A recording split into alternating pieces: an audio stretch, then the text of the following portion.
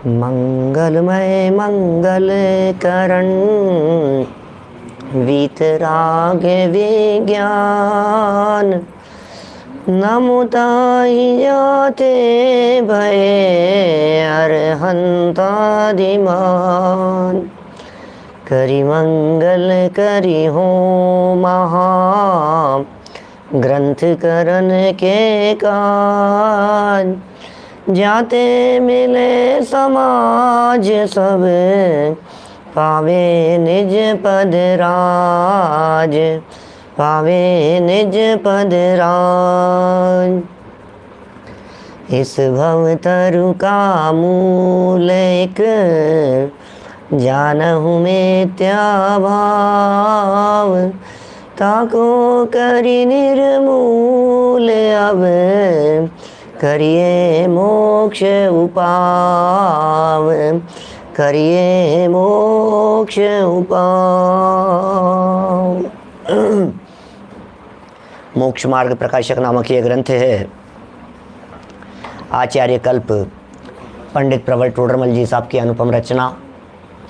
बहुत सुंदर यहाँ प्रकरण है। निश्चयावासी जीव ऐसा कहता है कि परद्रव्य को जानेंगे तो बंधेंगे, पर को जानने से राग द्वेष खड़े होते हैं, इसलिए पर को नहीं जानना। टोडरमल जी ने सिद्ध किया निषेध जानने का नहीं है, निषेध राग का है। ज्ञान स्वभाव है, स्वभाव का ही निषेध करेगा तो अनर्थ हो जाएगा। इसलिए बहुत कोशिश करना उपयोग को एकाग्र रखने की। ऐसा टोडरमल जी साहब ने कहा कि भैया उपयोग को एकाग्र रखने की प्रयत्न करना, लेकिन परद्रव्य ज्ञान का विषय बन जावे तो उससे खेद खिन्न नहीं होना। ये बहुत सुंदर और मार्मिक प्रकरण था, लेकिन शिष्य शायद इस बात को मानने को तैयार नहीं है। अनेक प्रकार के तर्क दे रहा है, अनेक प्रकार की बातें कह रहा है कि नहीं नहीं साहब क्या बात कर रहे हो आप, आखिर पर को जानेगा तो राग द्वेष तो होंगे ही, पर को जानने का निषेध शास्त्रों में भी किया है।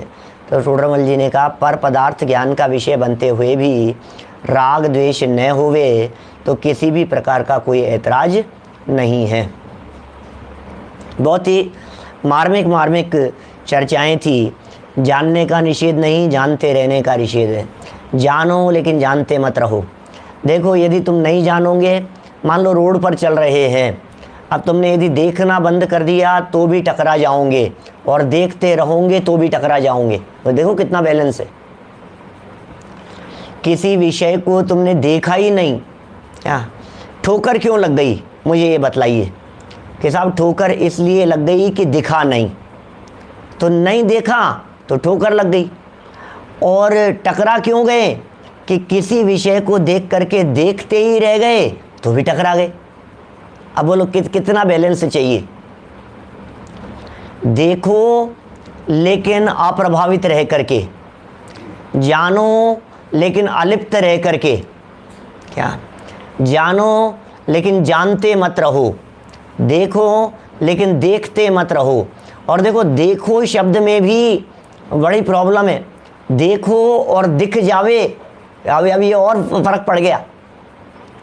सर्वज्ञ भगवान लोकालोक को देखते हैं या लोकालोक दिखते हैं। श्रेणी चढ़ने के काल में अर्थ व्यंजन योग संक्रांति होती है या वे करते हैं, बोलो। रोड पर चलते समय, ड्राइव करते समय बाहरी पदार्थ दिखते हैं या आप देखते हैं, बहुत फर्क है। सराफ साहब बहुत बारीकी है पंडित जी साहब के इस चिंतन में। जानना क्या गजब स्वभाव है भैया। जानने में रंच मात्र भी प्रॉब्लम नहीं है। जानना यदि बंध का कारण होता रहे तो सबसे ज़्यादा बंध केवल ज्ञानी भगवान को होना चाहिए, जबकि ऐसा तो होता नहीं है। देखने का प्रयोजन ही नहीं है। दिन में आएगी चर्चा, आज विशेष खुल करके चर्चा आएगी क्रमबद्ध पर्याय की चर्चा करते समय, जिसमें ये तो केवल ज्ञानी पर को जानते ही नहीं है, अपनी आत्मा को ही जानते हैं। ऐसी बातें उठाएंगे और बड़ी सुंदर चर्चा वहाँ हम करेंगे।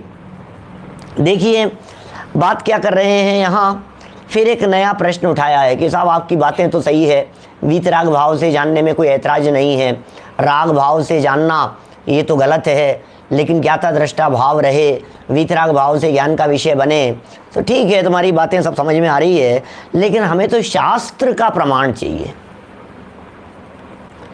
शास्त्र में एक स्थान पर ऐसा भी कहा है, कई स्थानों पर, एक क्यों, जगह जगह शास्त्रों में ऐसा भी कहा गया है। क्या? पेज नंबर 211 पर नीचे सेकंड लास्ट पैराग्राफ प्रश्न उठाया है। फिर वह कहता है, इस भाषा से तो आप समझ गए होंगे, फिर वह कहता है मतलब अज्ञानी, फिर वह कहता है मतलब मिथ्या दृष्टि, फिर वह कहता है मतलब निश्चयाभासी, फिर कहता है, बार बार कहता है। क्या कहता है? ऐसा है तो परद्रव्य से छुड़ाकर स्वरूप में उपयोग लगाने का उपदेश किस लिए दिया है? क्या? आपकी बात तो बराबर है, लेकिन शास्त्र में लिखा है भाई साहब कि परद्रव्य से उपयोग हटाओ और अपने में उपयोग लगाओ। अब ये कैसे लिख दिया, मुझे तो ये समझा दो आप। शास्त्र में लिखा है, मैं कोई अपने घर की बात तो कहता नहीं हूं, और आपने भी पढ़ी होगी ये बातें, पर से उपयोग हटाओ, अपने में लगाओ, और ऊपर कह ही दिया था वो 130वें कलश में, पराच्युत्वा ज्ञानम ज्ञाने प्रतिष्ठते, पर से छूट करके ज्ञान अपने में स्थित हो जाए। तो पर से छूटने की बातें तो लिखी है, उपयोग को लगाओ मत इधर उधर। यद्यपि पंडित जी साहब इस बात का जवाब ऊपर ही दे चुके हैं कि उपयोग को भ्रमाएं नहीं, ठीक है ना, माने जब तक वीतरागता रहे तो ठीक है, रागादि से उपयोग को नहीं भ्रमाए, ये जवाब ऊपर दे चुके थे, लेकिन फिर भी पुनः नए एंगल से बात करते हैं। समाधान, जो शुभ अशुभ भावों के कारण परद्रव्य हैं, जो शुभ अशुभ भावों के कारण परद्रव्य हैं, उनमें उपयोग लगाने से जिनको राग द्वेष हो आता है और स्वरूप चिंतन करें तो जिनके राग द्वेष घटते हैं, ऐसी निचली अवस्था वाले जीवों को पूर्वोक्त उपदेश है। ध्यान देना, थोड़ी मार्मिक बात कह रहे हैं, 2.5 लाइन पढ़ ली है मैंने। ये कह रहे हैं जो शुभ अशुभ भावों के कारण परद्रव्य हैं, तो क्या कोई परद्रव्य शुभ अशुभ भावों का कारण है क्या? टोडरमल जी तो लिख रहे हैं जो शुभ अशुभ भावों के कारण परद्रव्य हैं। भैया निमित्त कारण, कारण 2 प्रकार के होते हैं, एक होता है निमित्त कारण, एक होता है उपादान कारण। 2 प्रकार के कारण होते हैं। जो शुभ अशुभ भावों के कारण हैं, माने निमित्त कारण हैं, ऐसे परद्रव्य, दुनिया में बहुत सारे परद्रव्य, जितने भी परद्रव्य हैं, ये सभी परद्रव्य कुछ तो शुभ के भावों के कारण हैं और कुछ परद्रव्य अशुभ भावों के कारण हैं। कारण माने निमित्त कारण हैं। सुरेश जी भाई साहब, ऐसा नहीं है कि हम घर गृहस्थी में रहें और हमारे परिणाम शुभ रहें, हम मंदिर में रहें और हमारे परिणाम अशुभ रहें। हो सकता है मंदिर में रह करके भी अशुभ परिणाम हो सकते हैं, घर में रह करके भी शुभ भाव हो सकते हैं, हो सकता है, लेकिन फिर भी मुख्यता की रीति से तो यही कहा जाएगा। तो सिनेमा हॉल में बैठा है तो पाप भाव करता है, जिन मंदिर में बैठा है, स्वाध्याय में बैठा है, तो शुभ भाव हो रहे हैं। बोलो, यही तो कहा जाएगा ना। आप जिन मंदिर में बैठे हैं या आप सिनेमा हॉल में बैठे हैं, आप दुकान में बैठे हुए हैं या आप स्वाध्याय सभा में बैठे हुए हैं, दोनों में फ़र्क तो है ना। आप जिनवाणी खोल करके बैठे हैं या न्यूज़पेपर पढ़ रहे हैं, तो यही तो कहा जाएगा कि न्यूज़पेपर पढ़ रहा है तो पाप भाव कर रहा है और जिनवाणी पढ़ रहा है तो शुभ भाव कर रहा है। यही बातें तो कही जाएगी। लागू करके देख लीजिए आप इन बातों को, आपको समझ में आ जाएगी बात। हाँ, बात तो सच्ची है। तो ये कारण है ना परद्रव्य। परद्रव्य में तेरी प्रवृत्ति, तेरा प्रवर्तन किधर हो रहा है, उसे देख करके इस बात का अनुमान लगा लिया जाता है कि तुम्हारे शुभ भाव हो रहे हैं या अशुभ भाव हो रहे हैं। तुमने अपना काल शुभ में बिताया क्या अशुभ में बिताया, ये कहा जा सकता है। नियम नहीं है, क्योंकि निमित्त कर्ता नहीं होता। नियम इसलिए नहीं है कि निमित्त के भरोसे काम नहीं होता। मंदिर में बैठ करके भी पाप बांधे तो बांध ही लेवे कोई व्यक्ति। न्यूज़पेपर हाथ में लेकर के भी किसी व्यक्ति को मंद कषाय रूप शुभ भाव होवे तो हो ही सकता है कदाचित। अरे अरे क्या दशा है भैया संसार की हालत, तो ये संसार तो रहने लायक नहीं है। न्यूज़पेपर हाथ में है, देखो आप, विरक्ति हो रही है इसको। न्यूज़पेपर हाथ में खबर पढ़ रहा है, अरे संसार में कितने दुख हैं यार। एक माँ ने अपने बच्चे की हत्या करके खुद जहर खा करके मर गई। ओह, संसार का कैसा स्वरूप है।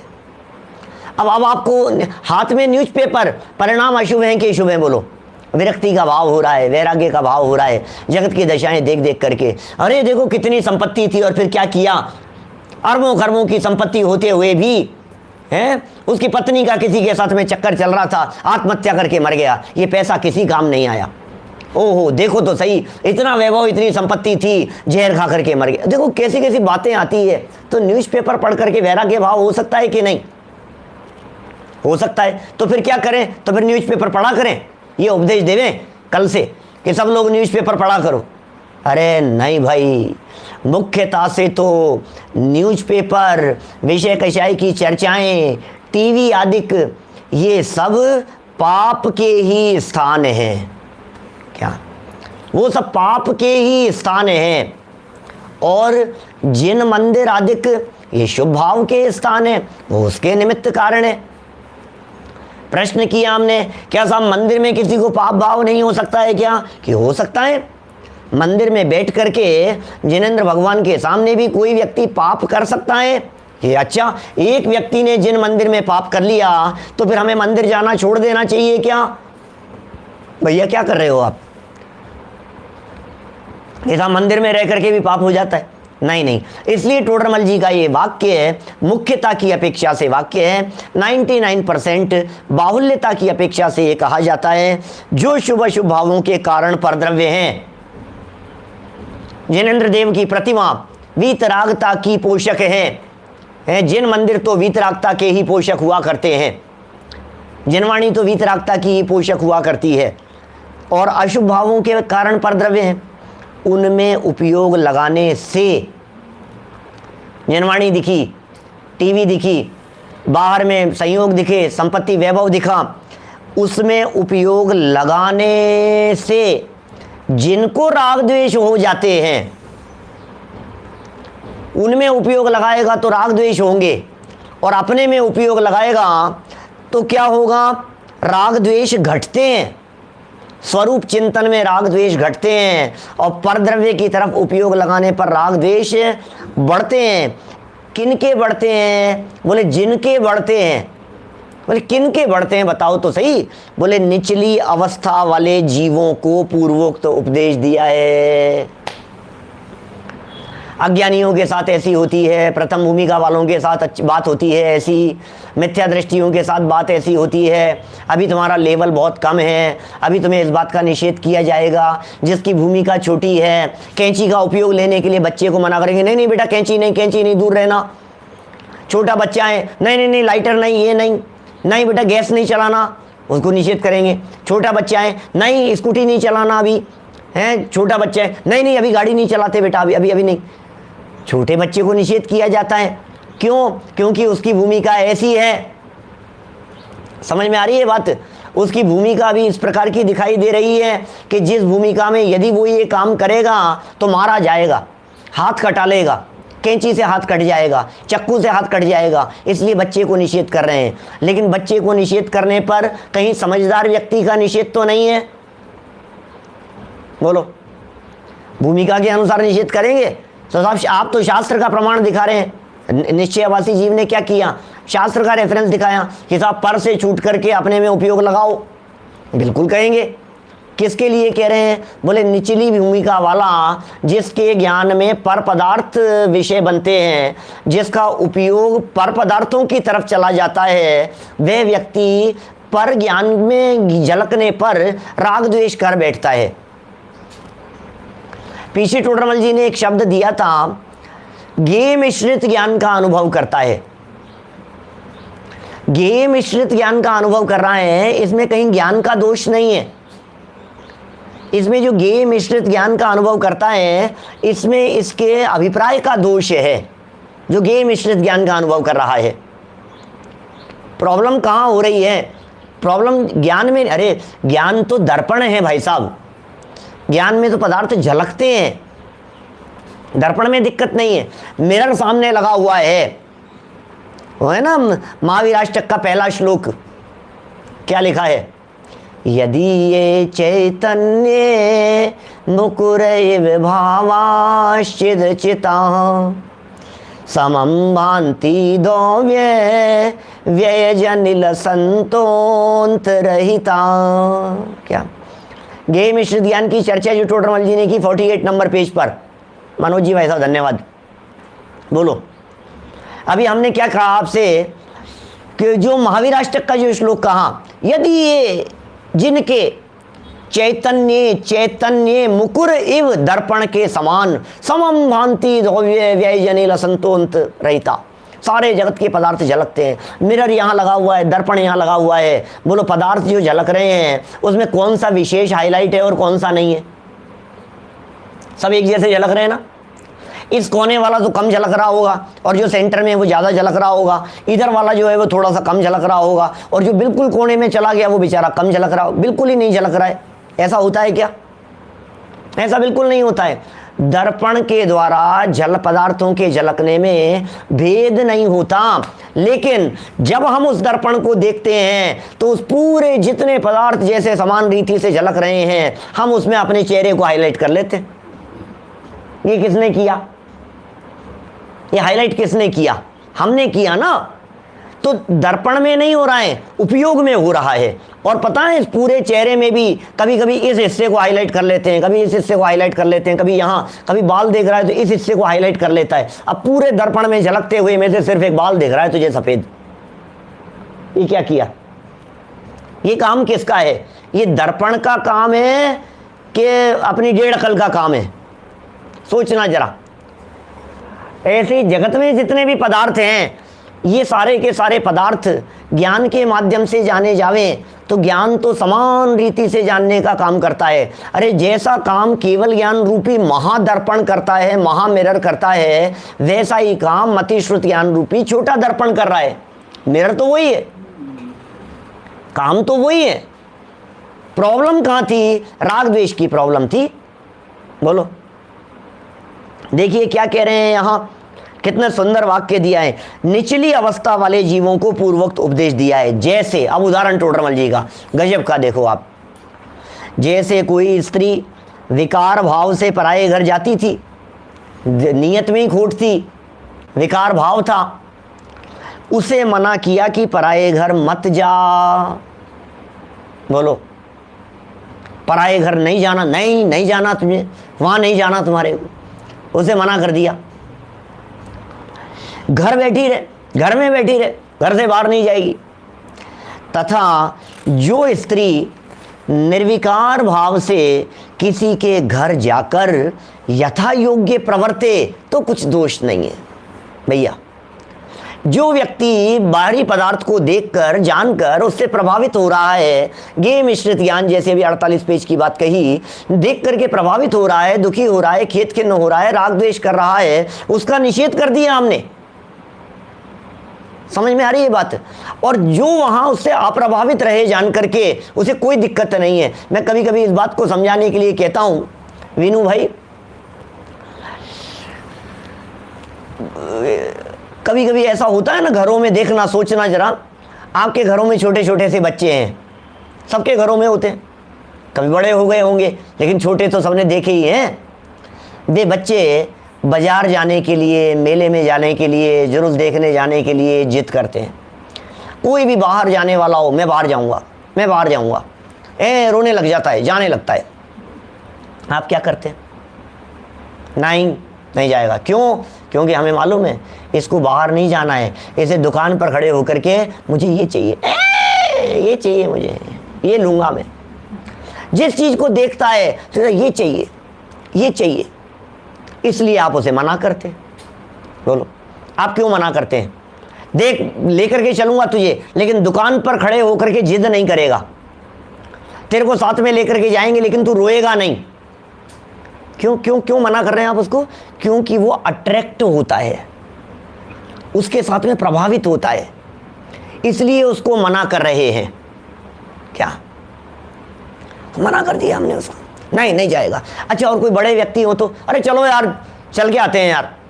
अब बड़ों को क्यों ले जाते हो? क्योंकि वो प्रभावित नहीं होते। सीधी सी बात है भैया, जिसकी पात्रता कमजोर है, जिसका लेवल कमजोर है, जिसकी मानसिक स्थिति कमजोर है, उसे कहते हैं भैया तुम थोड़ा सा दूरी बना करके रखो, क्या डिस्टेंस मेंटेन रखो थोड़ा सा। और जिसमें नहीं है, जिसमें पावर है, कोई बात नहीं, कोई दिक्कत नहीं है।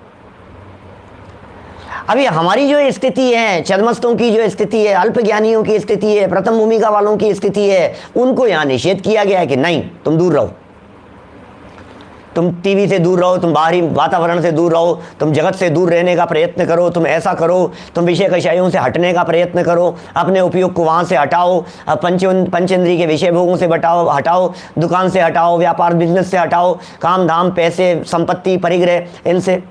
क्यों क्यों कह रहे हैं वैसा? ये सब चरणानुयोग का उपदेश है, क्योंकि तुम देखोगे जानोगे और प्रभावित हुए बिना नहीं रहोगे। हैं, देखिए क्या कह रहे हैं ये, तो यथा योग्य प्रवर्ते तो कुछ दोष नहीं है, ज्ञान में पदार्थ झलके तो कुछ दोष नहीं है, लेकिन तू जानता है और जानते रहता है, तू देखता है और देखते रहता है, ये नियत में खोट है। उसी प्रकार उपयोग रूप परिणति राग द्वेष भाव से परद्रव्यों में प्रवर्तिती थी, तो मना कर दिया आचार्यों ने, डांट लगाई खींच करके, क्यों देखा तूने उसको राग द्वेष भाव से। दुकान पर जाता है, शोरूम पर जाता है, यार ये कितना अच्छा लग रहा है, ये कितना अच्छा लग रहा है, ये तेरी प्रवृत्ति में खोट है भैया, ये तेरी नियत में खोट है। इसीलिए तो सर्वज्ञ होने के पहले वीतरागी होने की बात करते हैं। क्या जब तक तुम वीतरागी नहीं होंगे तब तक तुम्हें सर्वज्ञता नहीं प्रकट होएगी, क्योंकि बिना वीतरागता के सर्वज्ञता हो गई तो सारे दुनिया के पदार्थों को देख देख करके तुम्हें ऐसा लगेगा अरे यार नंदनवन तो कितना सुंदर है, काश एक फ्लैट यहाँ भी बना ले। पांडुक वन कितना सुंदर है भैया, क्या सुंदर रचना है नंदीश्वर द्वीप की, गजब की है। ये जीव की दशा है, हालत है जीव की इस प्रकार की। तो उसी प्रकार उपयोग रूप परिणति राग द्वेष भाव से परद्रव्य में प्रवर्तती थी, उसे मना किया कि परद्रव्यों में प्रवर्तन मत कर, स्वरूप में मग्न रहे। तथा जो उपयोग रूप परिणति वीतराग भाव से परद्रव्य को जानकर यथा योग्य प्रवर्ते तो कुछ दोष है नहीं।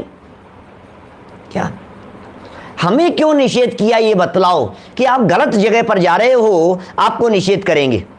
क्या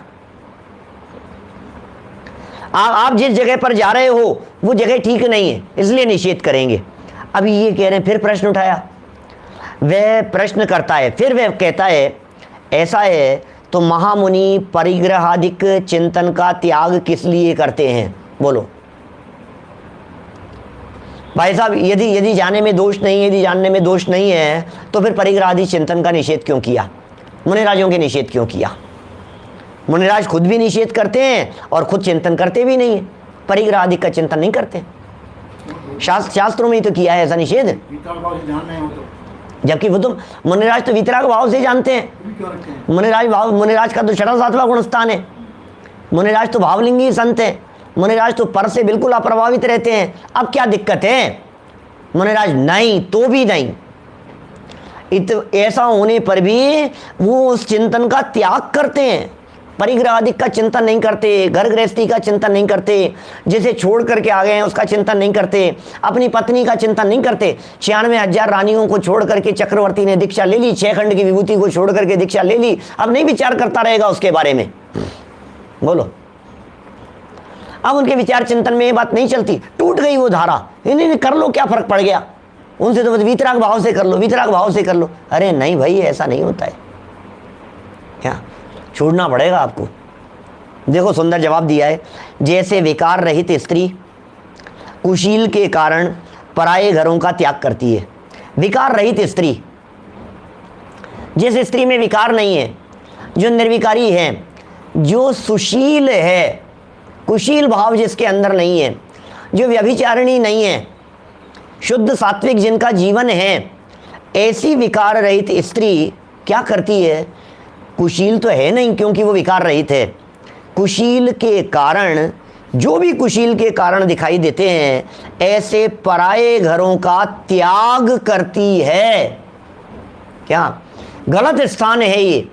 मैं तो शीलवती हूं, मेरे परिणाम तो बहुत अच्छे हैं, लेकिन उसके बावजूद भी ऐसे स्थान पर नहीं जाना जिस स्थान पर जाने से विकार होने की संभावना हो। नहीं, मैं तो विकारी नहीं रहूंगा, तो भी मत जाना।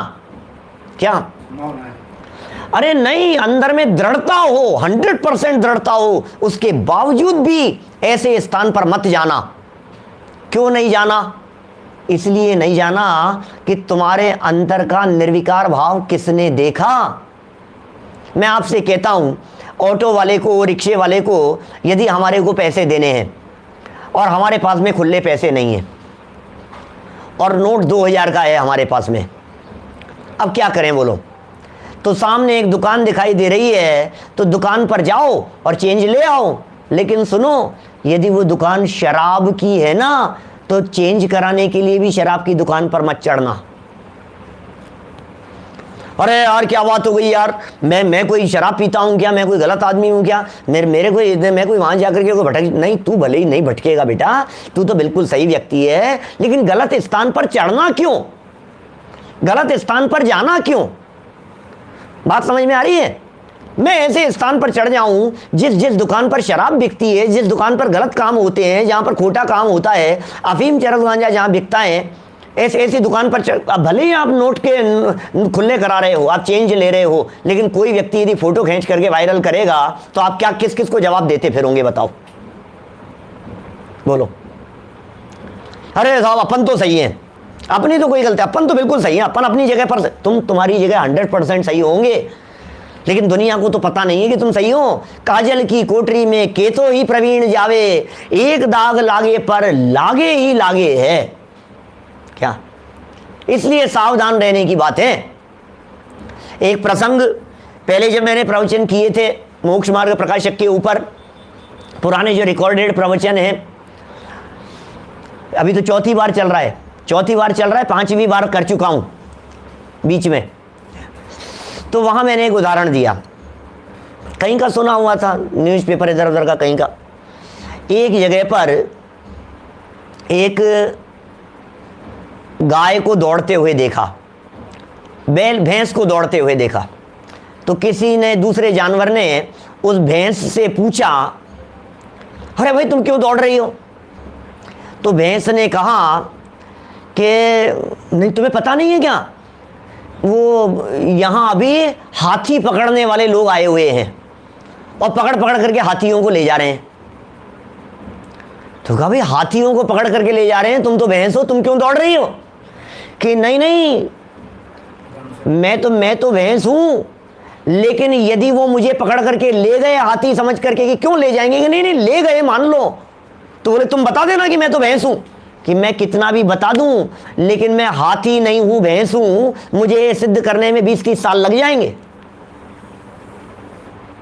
हिंदुस्तान की कानून व्यवस्था के ऊपर कटाक्ष था, समझ लो आप। क्या? मैं तो जानता हूं कि मैं सही हूं, लेकिन मैं सही हूं इस बात को मैं प्रूव करूं तो सामने वाला मानने को तैयार नहीं है।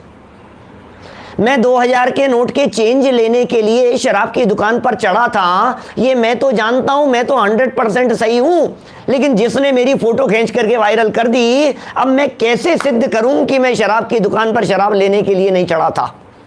बोलो क्या करें? इसलिए टोडरमल जी कह रहे हैं, भैया गलत स्थान पर, अस्थान पर प्रवृत्ति भी योग्य पुरुषों को करना योग्य नहीं है।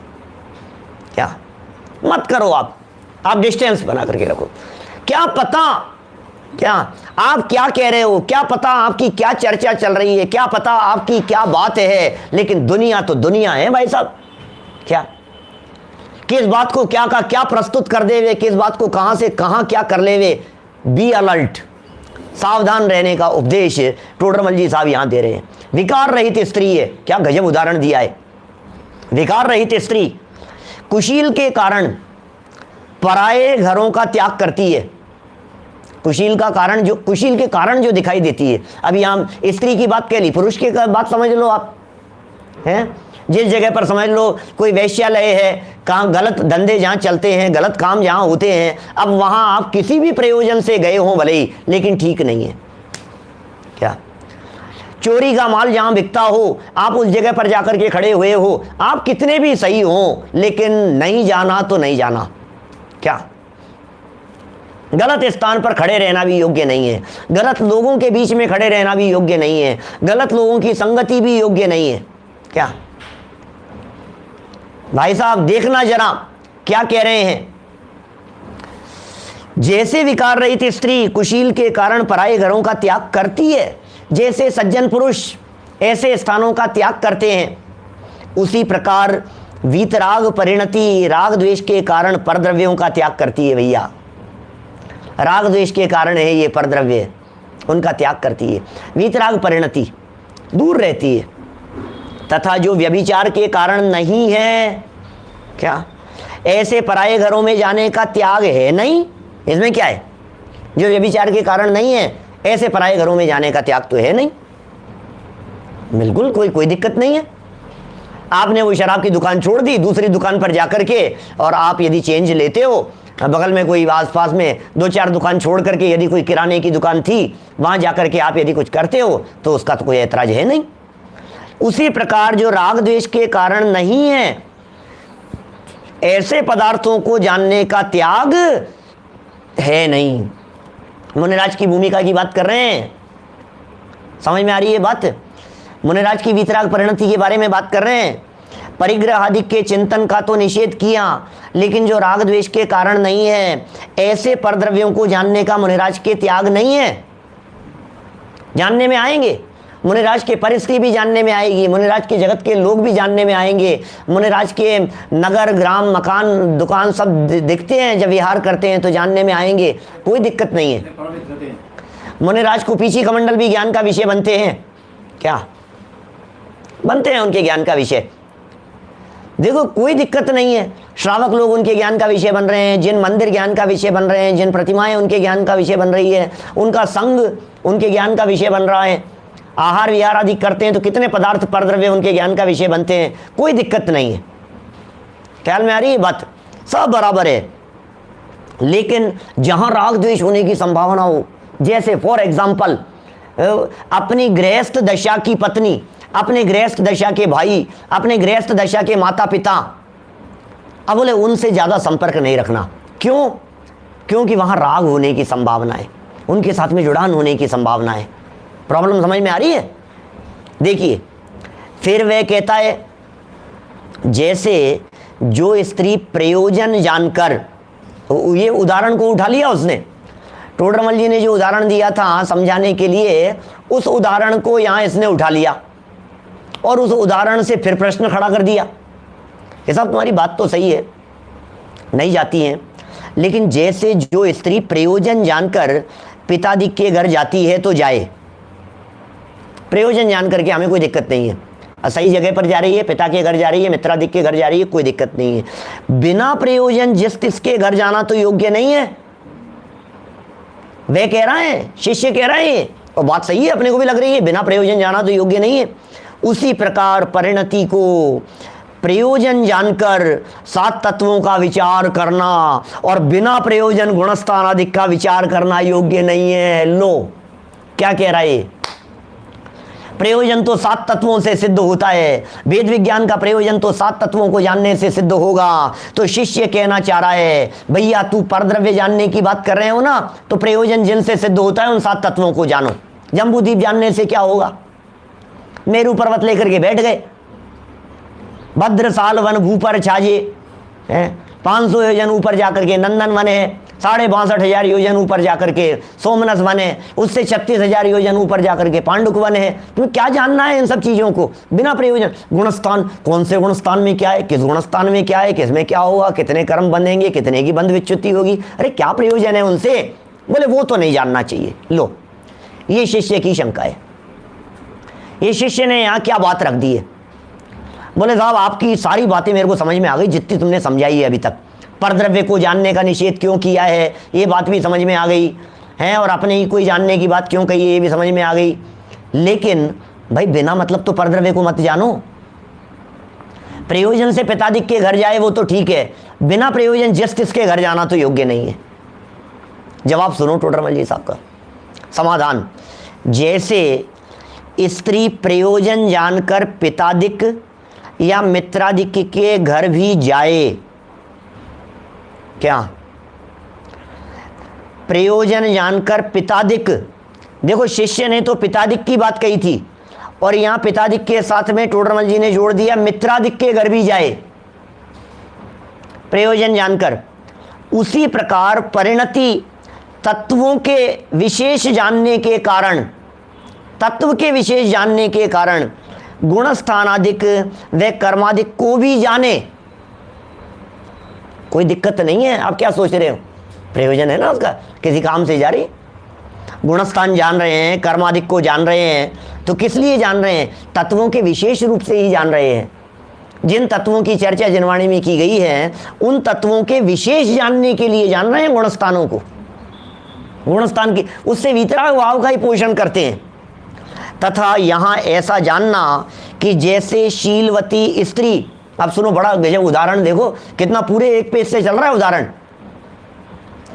यहां ऐसा जानना जैसे शीलवती स्त्री उद्यम पूर्वक तो विट पुरुषों के स्थान पर ना जाए। बोलो, उद्यम पूर्वक तो, विट पुरुष माने व्यभिचारी पुरुष, विट पुरुष माने गलत आदमी, विट पुरुष माने खोटा काम करने वाले व्यक्ति। उद्यम पूर्वक तो उनके यहां नहीं जाए कोई भी स्त्री, शीलवती स्त्री। यदि परवश वहां जाना बन जाए, अब बोलो, परवश यदि जाना बन जाए और वहां कुशील सेवन न करे तो स्त्री शीलवती है। और साहब ऐसा क्या बात हो सकती है, गई क्यों वहां पर? अरे भाई कोई भी कारण हो सकता है, कई तरह की बातें हो सकती है, जाने की, बात पूछने की, चर्चा करने की, रास्ता पूछने की। सड़क पर चलते हुए किसी से रास्ता पूछना था तो हमें थोड़ी ना पता था कि ये किसी विट पुरुष का घर है।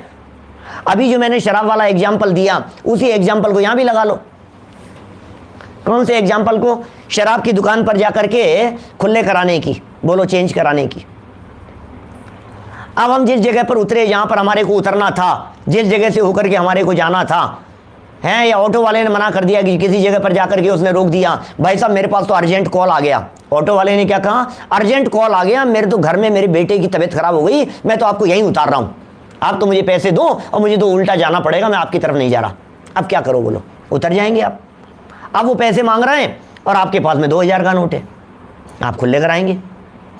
अब वो जल्दी कर रहे हैं और सामने यदि कोई शराब की दुकानों के अलावा 4-5 दुकानें लाइन से शराब की है और दूसरी कोई दुकान ही नहीं दिखाई दे रही है, अब क्या करो बोलो? अब क्या करेंगे? अब आप वहां उससे चेंज कराएंगे कि नहीं कराएंगे? अब कह रहे हैं प्रयोजनवश जाना पड़े, क्या क्या समझ में आ रही है बात? अब ये जा रहा है ऑटो वाला, ये कह रहा है नहीं नहीं यार जल्दी करो यार, मेरे पास टाइम नहीं है, आप करा करके लाओ, दौड़ करके लेकर के आओ आप। अब क्या करें बोलो? अब प्रयोजनवश शराब की दुकान पर भी चढ़ना पड़े तो चढ़ जाए, कोई बात नहीं, क्योंकि और कोई ऑप्शन नहीं दिखाई दे रहा है। ऐसी मजबूरी, ऐसी परिस्थिति में तो भी यदि वो वहां जाकर के निर्विकारी रहे, शराब की बोतल के हाथ न लगाए, उसे छुए नहीं, तो वो तो शीलवती है, सुरक्षित ही है, वो तो निरपराधी ही है, निर्दोष ही है। ये बात यहां कह रहे हैं। उदाहरण समझ में आया क्या? सोचना जरा, कितने कितने भाई साहब बातें आएगी, परिस्थितियां किस प्रकार की बन गई, कौन सी जगह पर आपको रुकना पड़ गया, कौन सी जगह पर परिस्थितियों के अंदर आपका ऐसा सामना हो गया। अरे ट्रेन में सफर कर रहे हो, आपको थोड़ी ना पता है कि सामने वाला व्यक्ति आतंकवादी है, अब आप उससे बात कर रहे हो। अब कोई व्यक्ति है तुम्हारे तो आतंकवादियों से संपर्क, हमें थोड़ी ना पता था, जान करके तो किया नहीं, प्रयोजनवश उसके बगल वाली सीट पर आकर के बैठ गए, हमें तो बाद में मालूम चला जब हम उतरे तो, जब उसकी फोटो दूसरे दिन न्यूज़पेपर में छपी तो हमारे तो पैरों के नीचे से जमीन खिसक गई। अरे भाई साहब पूरे रास्ते भर उसके साथ में मैं तो बातें करता हुआ आ रहा था, वो तो इतना बड़ा आतंकवादी था, उसकी शक्ल जब न्यूज़पेपर में देखी ना हमने तो पता लगा ये कौन व्यक्ति था। अब मैं क्या करूं? कोई नहीं, ठीक है, तुम तो आतंकवादी नहीं हो गए, तुम तो चोर नहीं हो गए, तुम तो बदमाश नहीं हो गए, लुटेरे नहीं हो गए उसके साथ में बैठने से। देखो हम तो यही चाहते हैं हम उसके साथ में नहीं उठे बैठे, हमारे उनके साथ में किसी भी प्रकार से संपर्क नहीं होवे, लेकिन कदाचित, टोडरमल जी का कितना गजब उदाहरण दे दिया है, कदाचित प्रयोजनवश, प्रसंगवश बैठना पड़ जाए, साथ में बैठना पड़ जाए, चर्चा करनी पड़ जाए, उसके घर आना जाना पड़ जावे, उससे बात करना पड़ जावे, तो क्या करें? स्वयं तो निर्विकारी रहे। क्या ये कह रहे हैं टोडरमल जी? स्वयं तो निर्विकारी रहे। देखो, उसी प्रकार वीतराग परिणति उपाय पूर्वक तो रागादिक के कारण परद्रव्यों में ना लगे। क्या वीतराग परिणति है? उपाय पूर्वक नहीं लगे, परद्रव्य की तरफ जाना नहीं, उधर अपना उपयोग लगाना नहीं, बिल्कुल दूर रहना, दूरी बना करके रखना।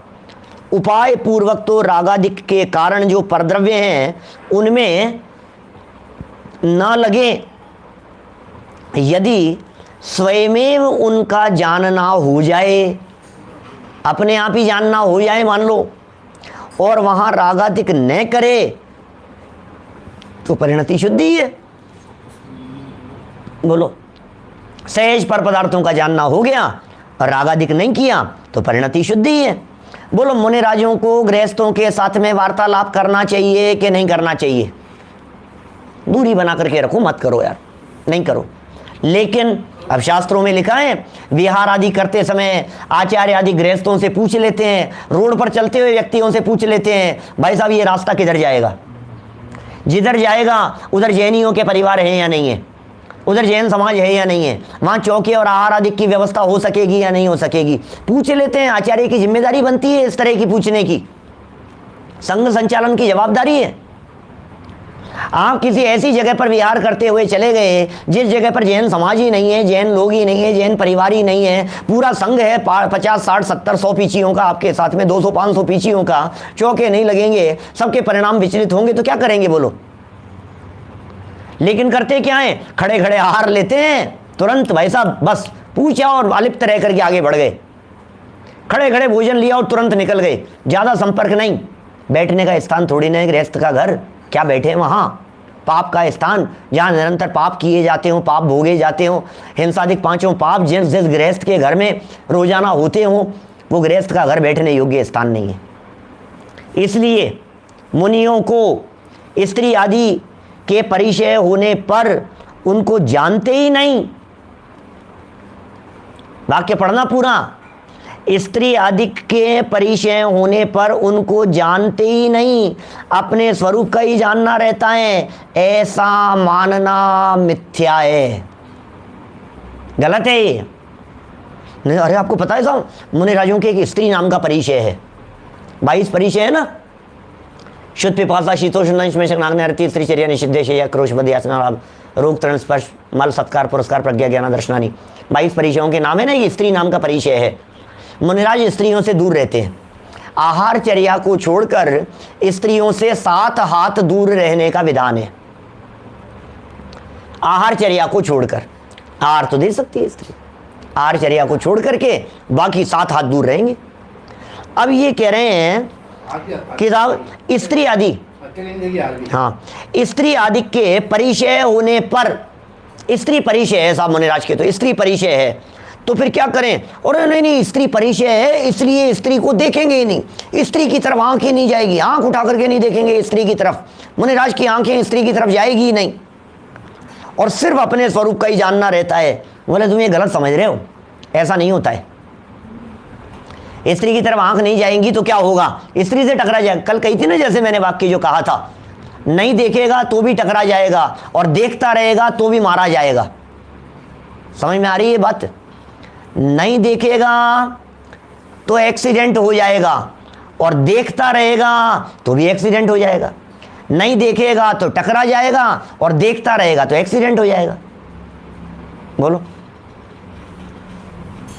नहीं देखेगा तो जड़ हो जाएगा, स्वभाव का निषेध हो जाएगा कि जानू ही नहीं, मैं तो जानू ही नहीं साहब, जानना ही नहीं मेरे को, तो ज्ञान स्वभाव का निषेध कर रहा है। और जानता रहेगा तो तेरा गुणस्थान गिर जाएगा, पर के साथ में तेरा लगाव हो जाएगा। बोलो, तो इसलिए अपने स्वरूप का ही जानना रहता है, पर का जानना नहीं होता है, परिचयों को जीतते हैं, ऐसा मानना मिथ्या है। उनको जानते तो हैं परंतु रागाधिक नहीं करते। क्या जानते तो हैं लेकिन रागाधिक नहीं करते हैं। इस प्रकार परद्रव्य को जानते हुए भी वीतराग भाव होता है, ऐसा श्रद्धान करना। क्या परद्रव्य को जानते हुए भी, परद्रव्य ज्ञान का विषय बनते हुए भी क्या होता है, वीतराग भाव यदि है तो कोई दिक्कत नहीं है भाई साहब। बड़ी गजब की चर्चा है। वीतराग भाव रहना चाहिए, न काहू से मित्रता, न काहू से द्वेष, सहज ज्ञाता दृष्टा भाव से रहो। ये जिनवाणी का कथन है, जिनवाणी का वचन है। ऐसा श्रद्धान करना। शिष्य ने फिर प्रश्न उठा दिया कि साहब आपने तो कह दिया पर को जानते हुए भी वीतराग भाव करो, लेकिन शास्त्र में तो आत्मा के श्रद्धान ज्ञान आचरण की बात कही है, वो किस अपेक्षा से कही है। इसकी सुंदर चर्चा और चित्रण करते हुए कल हम निश्चय आवासी का प्रकरण संपन्न करेंगे। अभी की बात को इसी भावना से विराम दे रहे हैं कि भैया वीतराग भाव रखना, भैया प्रभावित नहीं होना, भैया पर को जान करके भी पर से अलिप्त रहना, भैया जानने में दोष नहीं है, जानने का निषेध नहीं करना। जानने के निषेध में स्वभाव का निषेध हो जाएगा, जानते रहना जो इंटेंशन है उसका निषेध किया है। हम सभी अपने जीवन को और अपनी परिणति को सुधार कर अल्पकाल में उच्चतम अवस्था की प्राप्ति करें। इसी मंगल भावना से बात को यही विराम देता हूं। दोपहर के कार्यक्रम यथावत हैं, दोपहर और रात्रि के शाम के कार्यक्रम यथावत लाभ लेते रहे। निज निधि निज में बताई यह अनंत उपकार है, उसके लिए जिन वाणी माँ को वंदना शत बार है, वंदना शत बार है। 9 बार मुकार मंत्र।